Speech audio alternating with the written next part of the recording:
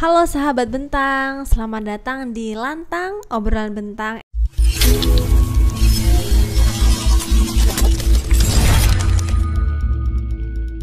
Bersama saya Hafiz Nurul Faiza dari Bentang Pustaka. Hari ini kita kedatangan tamu spesial dari Bentang Pustaka ya pastinya, yaitu Mbak Dwi Rahma Hidayati. Halo Mbak Rahma. Halo Faiz dan sahabat Bentang. Terima kasih sekali sudah meluangkan waktu untuk menemani kita berbincang-bincang hari ini.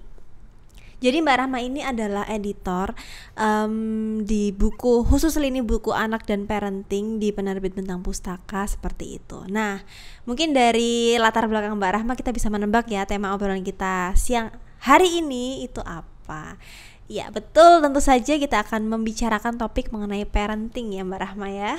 Betul sekali. Ya, apa? Khususnya temanya yaitu kita mau cari tahu nih Mbak, sebetulnya kapan nih sih kita harus membaca buku parenting gitu. Oke, nanti kita diskusiin bersama juga ya. Iya betul, tentu saja ya Mbak ya. Sebelumnya saya tanya kabar dulu deh ke Mbak Rahma. Apa kabar Mbak Rahma? Iya, betul, sehat? Ya. Karena sekarang banyak yang nggak baik-baik saja iya, ya betul. situasinya. Alhamdulillah hari ini baik, sehat. Alhamdulillah. Kalau Faiz sendiri gimana? Alhamdulillah saya juga sehat dan bahagia. Alhamdulillah itu yang penting nih. Semoga Mbak Rahma juga selalu bahagia ya. Amin, setiap amin, hari amin. begitu. Oke Mbak, mungkin langsung saja kita menuju ke topik obrolan kita mengenai buku parenting. Saya ingin mengajukan pertanyaan yang pertama nih Mbak. Sebetulnya kenapa sih kita harus membaca buku parenting gitu?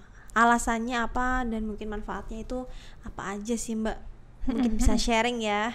Oke, kalau dari pengalamanku dan baca beberapa buku, yang pertama banget adalah yang paling dekat dengan diri kita sendiri nih. Kita akan bisa lebih mudah mengenali diri kita. Jadi bisa mengenal kita lebih dalam, lebih baik.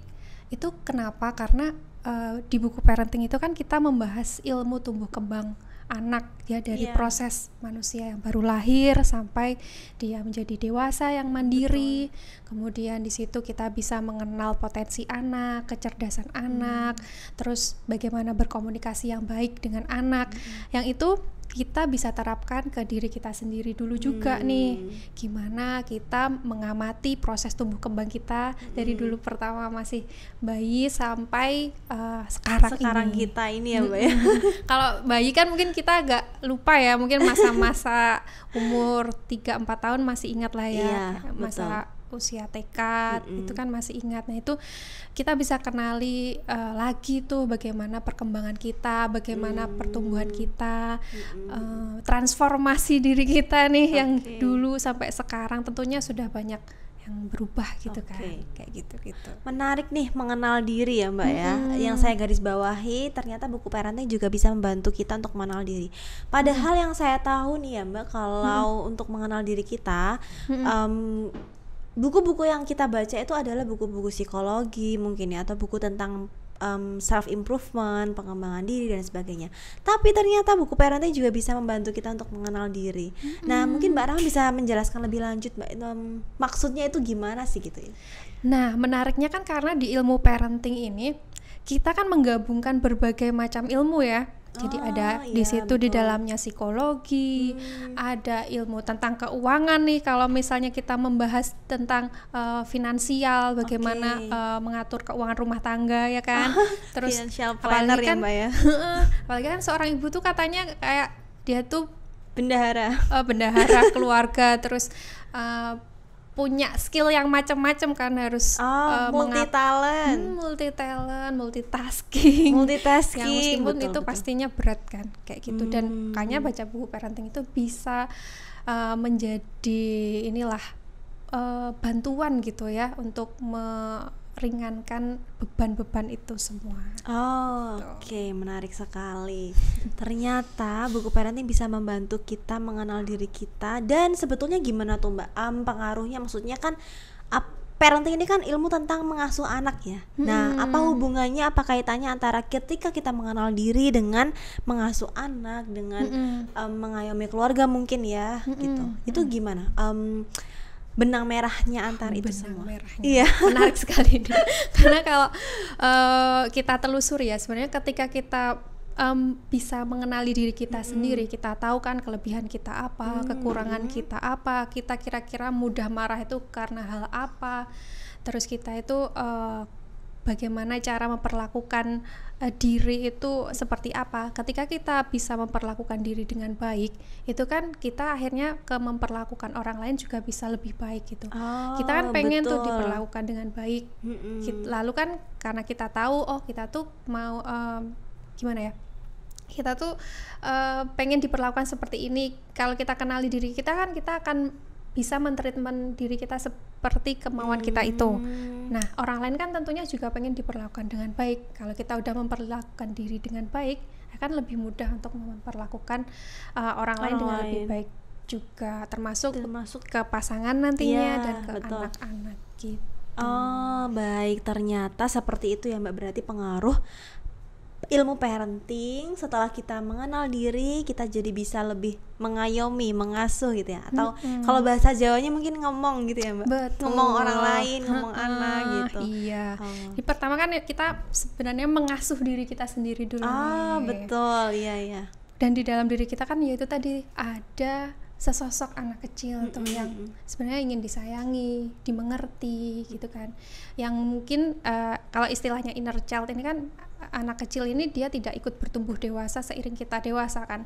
Nah, dengan kita bisa memperlakukan anak kecil ini dengan baik, kita kan bisa memahami kebutuhan dia seperti apa. Dengan gitu kan cara kita memperlakukan inner child itu tadi bisa kita aplikasikan juga ke memperlakukan anak-anak kita nantinya. Bagaimana sih mengasihi, merawat dia dengan baik. Oke, wah, menarik sekali ya Mbak. Ternyata ada banyak sekali manfaat dan memang sangat penting sekali ya ilmu parenting yang salah satunya bisa kita dapatkan dari buku-buku parenting itu untuk bisa kita aplikasikan ke keluarga kita, ke anak-anak kita gitu ya, ke pasangan khususnya gitu ya. Karena emang parenting itu kan luas banget ya ilmunya, banget sih, Mbak, betul. Luas banget, konten-kontennya, banyak materinya gitu, sangat holistik, jadi bisa memenuhi semua apa rasa ingin tahu kita. Oke. Nyambung nih Mbak sama jawaban Mbak ini dengan pertanyaan yang selanjutnya. Yaitu saya pengen tahu nih, setelah kita membahas banyak ya tentang kita harus mengenal diri, kita bisa mengenal diri melalui ilmu parenting, melalui buku parenting begitu. Kemudian siapa sih yang harus membaca buku-buku parenting itu, siapa aja Mbak? Apakah hanya ibu saja atau ayah juga, atau siapa nih? Nah, tentunya setiap orang sebenarnya penting orang banget untuk baca buku menarik parenting. Sekali. Ya, apalagi nih yang sudah mau siap-siap untuk membangun sebuah rumah tangga. Oke. Kalau diukur waktu nih Mbak, sedang siap-siap ya membangun rumah tangga, itu berarti apakah mereka yang sedang prepare untuk menikah gitu? Betul. Atau bahkan seperti saya nih ya, yang sama sekali belum memiliki rencana untuk menikah begitu Kak? Apakah itu sudah diperbolehkan atau bahkan Mbak sangat menganjurkan untuk membaca, atau gimana tuh kalau dari kacamata Mbak Rahma gimana? Iya, siap. Kalau Faiz ini sekarang umur berapa kalau boleh tahu? 22 sih Mbak. Oke, 22 cukup, sudah wajib baca buku parenting. Dan gini, kita bisa mengacu nih pada peraturan pemerintah nih tentang perkawinan atau pernikahan. Ini kan kalau menurut Undang-Undang Nomor 16 Tahun 2019. Wow, oke. Tentang perubahan atas Undang-Undang Nomor 1 Tahun 1974 tentang perkawinan. Ini kan perkawinan itu hanya diizinkan untuk pria dan wanita yang mencapai umur 19 tahun. Jadi kalau menurut aku minimal baca buku parenting kalau misalnya mau nikah di usia 19 tahun ya 18 tahun plus itulah mulai baca buku parenting. Jadi kalau diukur usia mungkin anak ya atau remaja ya, saya sebutnya remaja usia 18 tahun ke atas itu sudah sangat dianjurkan ya untuk membaca buku parenting. Iya, gitu ya. Apalagi yang mau nikah.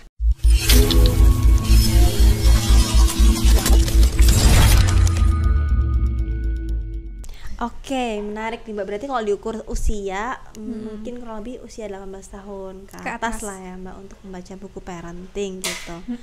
Em, Berarti nggak masalah kan ya Mbak? Karena kan kayaknya anak-anak sekarang itu udah beberapa tertarik ya untuk belajar ilmu parenting. Padahal mereka juga mungkin belum tahu akan menikah kapan gitu. Itu nggak ada salahnya ya kan ya? Iya, untuk karena mereka itu baca buku. bagus untuk persiapan dia nantinya kan. Bahkan bisa untuk mempertimbangkan nih untuk nikah di usia kapan, punya anak segera atau tidak, itu kan bisa untuk membantu kita mempertimbangkan hal itu semua. Tapi nggak telat juga kan ya Mbak kalau mungkin baru baca bukunya itu ketika sudah menikah, karena kan mungkin orang juga beda-beda ya aksesnya. Betul. Ada yang baru baru punya kesadaran mungkin atau baru tumbuh kesadaran untuk belajar ilmu parenting ketika sudah menikah atau bahkan ketika sudah punya anak gitu. Menurut Mbak Rahma gimana nih? Nggak apa-apa banget. Nggak apa-apa banget lah karena ya. iya, karena perjalanan setiap orang tadi kan itu Beda-beda. berbeda-beda. Mungkin dia baru menemukan benar-benar butuh untuk mengupgrade diri, ilmu pengasuhan itu setelah dia menikah, ya, baru menyadari tidak apa-apa. Karena kita sangat mengapresiasi perjalanan setiap orang gitu ya. Iya betul sih ya Mbak. Dan perjalanan setiap orang tentu beda-beda ya Mbak. Kalau kita bahas mungkin ya Mbak untuk usia yang paling mungkin saya bisa sebut paling direkomendasikan untuk menambah ilmu atau membaca buku parenting untuk mengupgrade ilmu parentingnya itu adalah mereka yang sudah menikah, mereka yang sudah punya anak gitu kan ya. Keuntungan atau manfaat lebihnya untuk mereka itu gimana Mbak? Kalau yang udah menikah terus sudah punya anak, ini bisa double banget sih manfaatnya. Yang pertama, kita bisa langsung nerapin ilmu yang udah kita baca itu kan. Jadi kayak itu nggak akan nguap gitu kan, karena kita bisa langsung trial and error nih teori yang udah kita baca gitu kan. Nah, berikutnya itu kita bisa merefleksikan hubungan kita dengan orang tua kita. Wow. Kita bisa membangun hubungan yang lebih harmonis dengan orang tua ketika kita memahami ilmu parenting kan.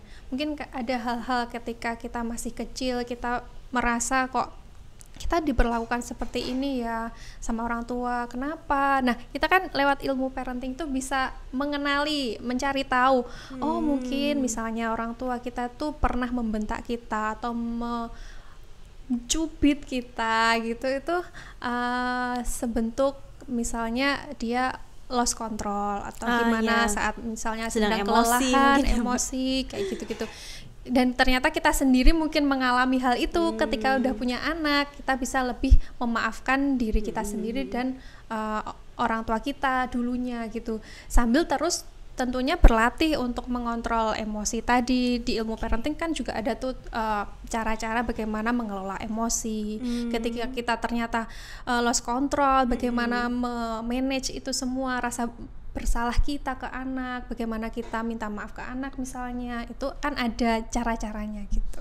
Wow, menarik sekali. Berarti meskipun ketika kita sudah menjadi orang tua, dengan membaca atau mencari ilmu parenting ya, itu kita bisa memperbaiki hubungan dengan orang tua kita juga ya, meskipun kita sudah menjadi orang tua ya. Betul, sama memperbaiki hubungan tentunya dengan anak kita sendiri yang memang misalnya udah punya anak nih. Oke. Seperti memaafkan diri, seperti itu Mbak, bisa dibilang seperti itu nggak? Betul. Memaafkan diri mungkin karena dulu orang tua memperlakukan hal-hal yang sebetulnya tidak perlu dilakukan oleh orang tua ya, tapi mungkin karena mereka dulu belum tahu atau seperti apa gitu ya Mbak, dan sekarang kita karena sudah merasakan sendiri. Iya, sudah merasakan sendiri dan sudah memiliki ilmu parentingnya gitu kan, ternyata hal-hal itu tidak baik, jadi kita meninggalkan itu dan tidak mempraktekannya ke anak-anak kita. Nah, itu kan itu istilahnya kalau di ilmu parenting ada tuh mindful parenting atau conscious parenting. Jadi menggunakan pengasuhan yang berkesadaran. Kita bisa merefleksikan apa aja pengasuhan yang tidak ingin kita lanjutkan dan apa yang ingin kita perbaiki, yang ingin kita lanjutkan misalnya kayak gitu. Oke, wah menarik sekali ya Mbak Rahma. Ini, tadi kan kita di awal sudah bicara tentang manfaat ya, ternyata ini masih nyambung lagi juga ya, ada manfaat lain. Memang kalau kita lihat-lihat kayaknya emang manfaat baca buku parenting itu ada banyak sekali ya Mbak. Banyak banget, karena luas banget kan ilmunya. Luas sekali. Ya mungkin nanti teman-teman bisa merasakan sendiri ya, untuk manfaatnya bisa dicari. Mungkin yang diperoleh teman-teman itu atau bunda-bunda di rumah itu lebih banyak dari yang kita sebutkan di betul, sini karena gitu udah ya, ngerasain tentu lah sendiri ya, langsung karena sudah merasakan sehari-hari. sendiri. Ya nanti bisa sharing-sharing di bawah mungkin ya di komentar manfaat apa yang sudah dirasakan seperti itu. Betul. Dan mungkin ada kegagalan ketika menerapkan ilmu parenting ini kok nggak sesuai sih sama yang ada di buku. Iya. It's okay moms, karena setiap anak itu unik Oke. dan mungkin kebutuhannya itu berbeda. Jadi kan kita bisa punya alternatif lain ya, gitu. Mbak. Selain mungkin satu buku itu belum menjawab nih kebutuhan anak, kita bisa baca buku yang lainnya yang mungkin ternyata cara di buku lain tersebut cocok untuk anak kita. Oke. Jadi gitu. Memang kita tidak harus terpatok dan terpaku pada satu buku atau buku lain gitu. Kita tetap harus menyesuaikan dengan kebutuhan si anak banget. gitu. Itu yang utama. Oke. Jadi bunda-bunda di rumah jangan stres kalau misalnya di buku mengatakan A, tapi jadinya seperti ini. Kok nggak works? Iya bener ya. Ketika kita mempraktekkan kok nggak bekerja, nggak mandi kalau bahasa Jawanya ya, nggak berpengaruh gitu ya ke anak. Nggak apa-apa, mungkin silakan coba cari treatment yang lain di buku lain gitu ya, atau sambil juga mendengarkan insting kita sebagai orang tua. Ini kan ini sangat kuat menarik. ya. Betul. Dan kita yang paling bisa memahami kebutuhan anak. Betul. Jadi bukan buku ya yang paling memahami, tapi kita. Tapi barangkali kita sangat membutuhkan buku untuk memperkuat insting kita. Betul. Dan itu ada di manfaat berikutnya. Karena dengan baca buku parenting itu kita bisa memperbanyak senjata tanda kutip. Alat tempur tanda kutip. Senjata untuk perang sama anak atau iya. Perang gimana? Jadi kan kalau dalam ngasuh anak itu kan banyak banget juga ya tantangannya, di samping kita banyak hal-hal yang menyenangkan, yang berkesan, yang menghangatkan hati kita. Tapi juga tentu saja tidak mudah, banyak tantangan itu tadi. Dengan kita punya kesempatan untuk mengakses banyak buku parenting, kita belajar dari buku parenting, kita punya banyak amunisi yang bisa dikeluarkan nih. Kan kita jadi tahu tuh banyak alternatif yang bisa kita gunakan untuk menyelesaikan suatu masalah itu tadi. Bisa punya banyak perspektif untuk memandang situasi. Betul. Jadi punya banyak kayak istilahnya cadangan lah ya, cadangan solusi, cadangan ilmu gitu ya. Ketika kita menghadapi anak yang tingkah mereka itu sangat bermacam-macam, bahkan di luar bayangan kita gitu kayak, karena spesialnya anak, karena betapa mereka itu sangat manusia yang sangat spesial gitu. Kok anakku lempar-lempar barang sih? Kenapa? Kalau kita belajar ilmu parenting kita tahu, anak itu lempar-lempar barang tuh karena ingin tahu misalnya apa reaksi yang akan timbul terhadap benda tersebut ketika dia melemparnya. Jadi kita nggak akan mudah tersulut atau marah sama biasanya anak itu kan. Kita nggak salah paham sama anak. Betul banget ya. Karena kita tahu ya kalau mereka ternyata itu bagian dari proses belajar mereka gitu. Betul. Ada di fase itu ya, anaknya lagi di fase kayak gitu. Oke. Menarik sekali. Oke, Mbak Rahma. Ya, kembali ke tadi kan pertanyaan kedua ya, siapa yang membaca buku parenting dan ternyata sangat direkomendasikan untuk setiap orang gitu kan, dan tidak memandang usia. Tapi mungkin kalau mematok ke undang-undang ya, ke peraturan pemerintah ya tadi ya, karena usia pernikahan itu 19 tahun, jadi minimal ya, jadi sebisa mungkin atau direkomendasikan untuk mengisi ilmu parenting dengan melalui buku-buku itu mulai usia 18 tahun karena sebelum pernikahan ya Mbak ya. Betul. 18 tahun ke atas. Dan sebenarnya kan mulai di sekolah-sekolah SMP, SMA itu kan ada tuh jadi sebenarnya parenting itu juga udah masuk ke kurikulum nggak sih? Jadi kayak misalnya kalian ada tuh perkumpulan ke masjid, kajian gitu kan, ada kadang membahas tentang bagaimana adab terhadap lawan jenis. Itu kan udah masuk ke mulai mempersiapkan ini ya, ke arah pernikahan juga kan. Bagaimana menjadi seorang manusia dewasa yang siap, itu emang sebenarnya udah ada konten-kontennya terselubung di mana-mana gitu. Ya sedikit-sedikit ya Mbak gitu ya, masuk ke dari kurikulum sekolah. Film juga, dari drama yang kita tonton ya, kan banyak konten parenting sebenarnya gitu. Dan kenapa mulai 18 ke atas kan karena secara emosional, secara mental juga sudah lebih siap ya kalau mau membaca hal-hal yang sensitif, mungkin tentang hubungan dengan orang tua atau dengan tentang keluarga tentang gitu keluarga, ya Mbak, tentang berpasangan, hidup dalam pernikahan. Betul. Oke. Pertanyaan selanjutnya nih ya Mbak. Sebetulnya ini adalah justru judul utama dari obrolan kita. Tapi tadi sudah sedikit-sedikit dibahas oleh Mbak Rahma sebetulnya. Tapi mungkin Mbak Rahma punya satu jawaban lain yang lebih bisa digarisbawahi gitu. Jadi sebetulnya kapan kita harus baca buku parenting, Mbak? Apakah Mbak ada jawaban lain selain yang tadi sudah disebutkan? Selain 18 plus.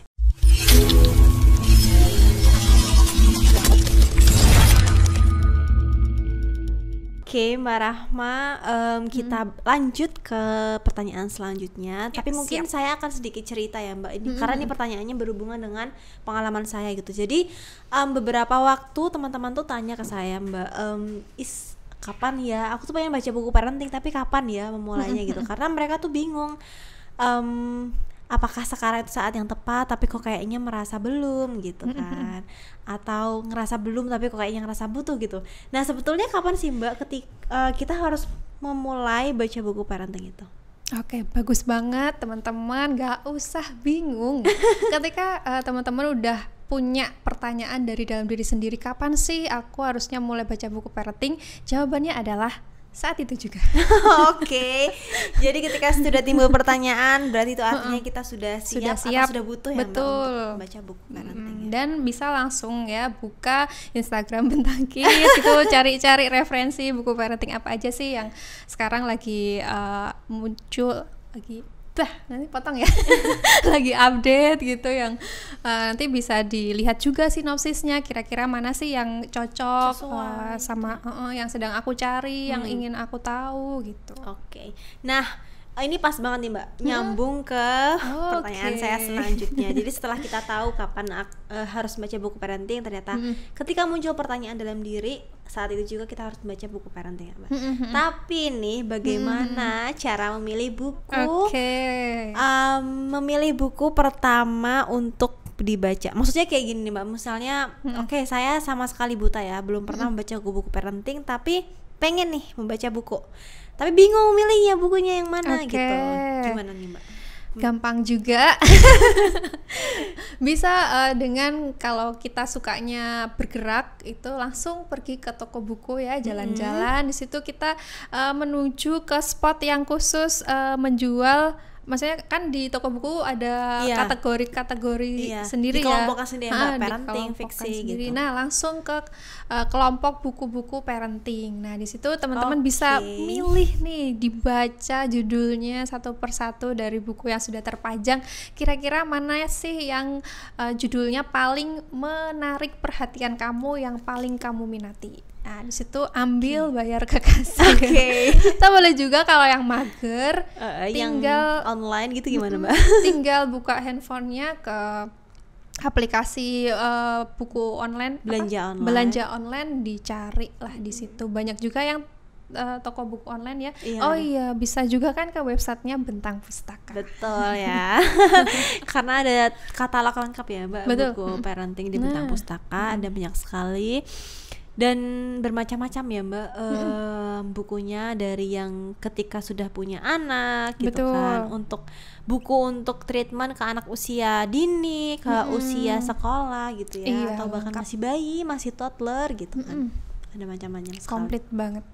Oke. Tapi kalau boleh sebut judul nih ya Mbak, Mbak Rahma nih akan merekomendasikan apa ke pembaca pemula? Kayak yang belum pernah baca buku parenting ya. Tapi mungkin dikategorikan ya Mbak, karena kan mungkin ada yang pemula dia belum menikah, pemula dia sudah menikah, dan pemula dia sudah punya anak. Waduh. Untuk yang pertama dulu ya Mbak, mungkin untuk yang usia-usia seperti saya dan teman-teman yang itu sama sekali belum menikah, tapi kita ingin belajar parenting dari awal, buku apa yang Mbak rekomendasikan? Aku paling merekomendasikan untuk teman-teman yang pemula belum pernah baca buku parenting, itu adalah ini dia, Tada, The Danish Way of Parenting. Oke. Jadi ini rahasia gimana orang Denmark itu membesarkan anak. Dan di sini tuh gimana cara kita jadi orang tua yang bahagia, yang membesarkan anak-anak yang bahagia dengan cara-cara yang bisa membuat kita bahagia juga. Oke. Jadi dan karena kita kan tujuan hidupnya yang pertama bahagia. Iya. Ya. Jadi Kebanyakan orang tuh ingin meraih kebahagiaan gitu ya Mbak. dan gimana sih kebahagiaan tapi sesuai porsi dan tepat ya, yang gimana ya, nggak berlebihan. Nggak berlebih tapi karena nggak kan kekurangan juga. tentu hidup ini tidak hanya tentang kebahagiaan. Betul. Oke. Ini Menarik sekali. Jadi mungkin identiknya mengasuh anak itu dengan capek gitu ya Mbak, atau jengkel. Nah, dengan buku ini sangat melelahkan. sangat gitu. melelahkan. Dan mungkin di sini kita bisa menemukan porsi yang tepat. Kita bisa tetap menikmati tapi tetap juga apa ya, sesuai realita.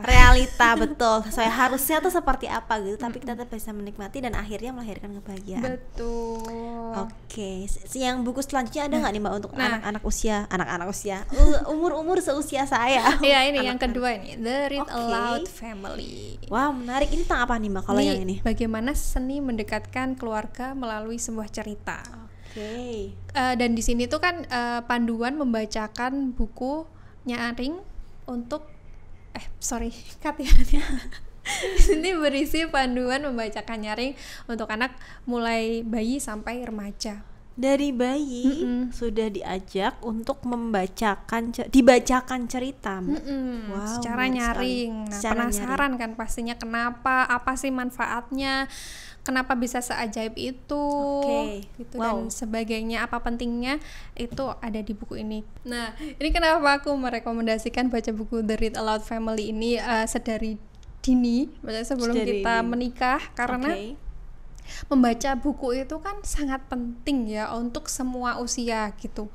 Dan kayak sumber segala informasi yang bisa kita pelajari itu kan dari aktivitas membaca.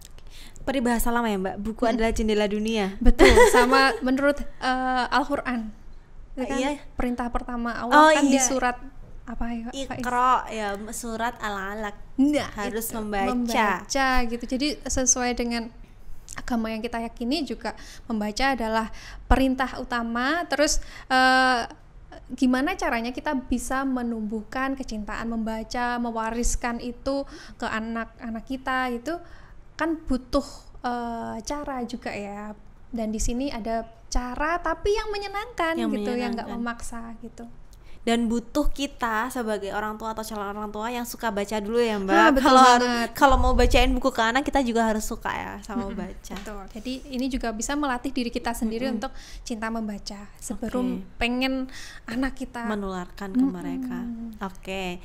Menarik. Kemudian nih Mbak, untuk kategori kedua, kategori apa tadi yang kedua? Untuk usia yang mungkin mereka sudah menikah dan baru tumbuh nih kesadaran, oke, aku harus baca buku parenting, tapi bingung mau mulai dari mana gitu. Apa tuh Mbak?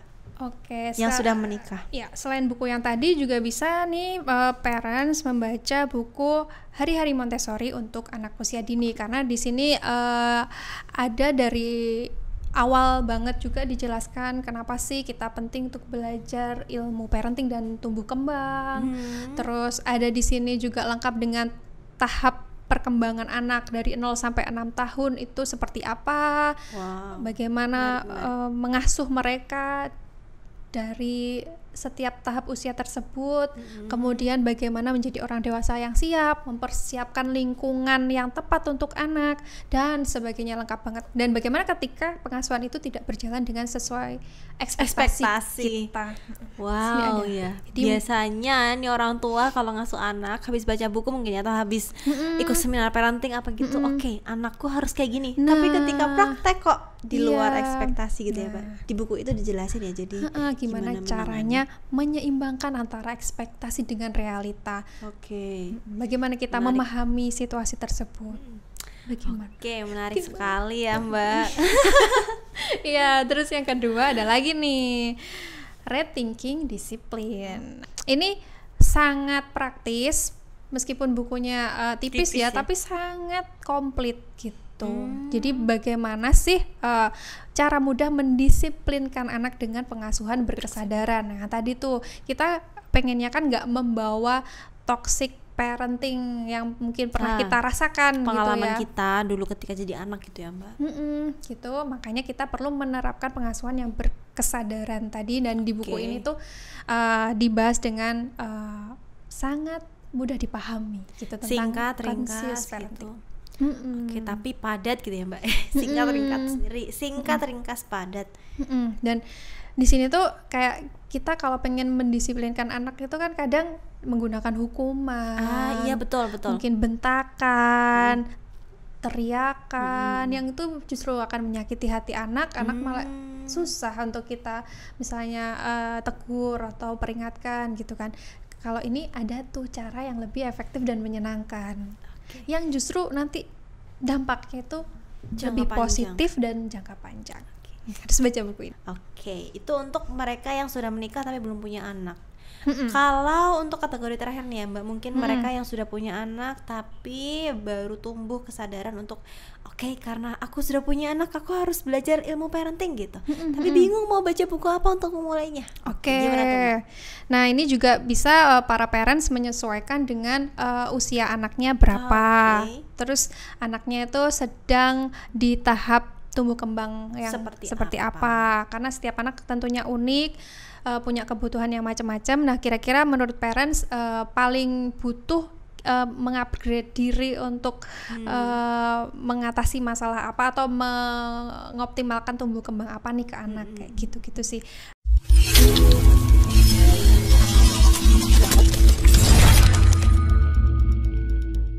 Baik, tidak terasa kita sudah kurang lebih 30 menit ini ya berbincang-bincang bersama Mbak Rahma, dan sampailah kita di akhir sesi. Tapi sebelum mengakhiri sesi ini Mbak Rahma, saya mau sedikit kita main kuis. Wah, seru karena nih karena kan tadi kayaknya kita udah ngobrol-ngobrol agak serius, meskipun nggak serius-serius sekali ya, tapi kita mau menutupnya dengan happy-happy melalui kuis. Seru-seruan. Ya, Oke, siap. Jadi kuisnya ini adalah kuis jawab cepat.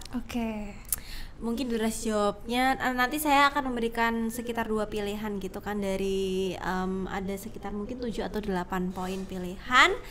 Nanti Mbak Rahma silakan menjawab cepat di antara 2 pilihan itu selama mungkin 2 detik atau 3 detik ya Mbak ya. Oke, boleh ya, 3 detik ya. 3 detik. Oke, 3 atau boleh lebih sedikit lah Mbak. Nggak, yang penting 3 aja deh. Oke. Working mom atau ibu rumah tangga? Ibu rumah tangga. Tinggal sendiri atau bersama orang tua mertua? Tinggal sendiri. Mau ngontrak rumah apa KPR? Ngontrak. Enggak, sorry. Salah jawaban. Pengen ya. Iya sih, kayaknya tergantung suami ya. Boleh nanti didiskusikan ya Mbak kalau Mbak mau milih ngontrak. Yang terakhir nih Mbak, anak kembar atau tidak kembar? Tidak kembar. Selesai kuisnya. Ini disclaimer, jadi jawaban-jawaban tersebut bisa berubah sesuai dengan situasi dan kondisi ya. terkini di lapangan yang saya hadapi.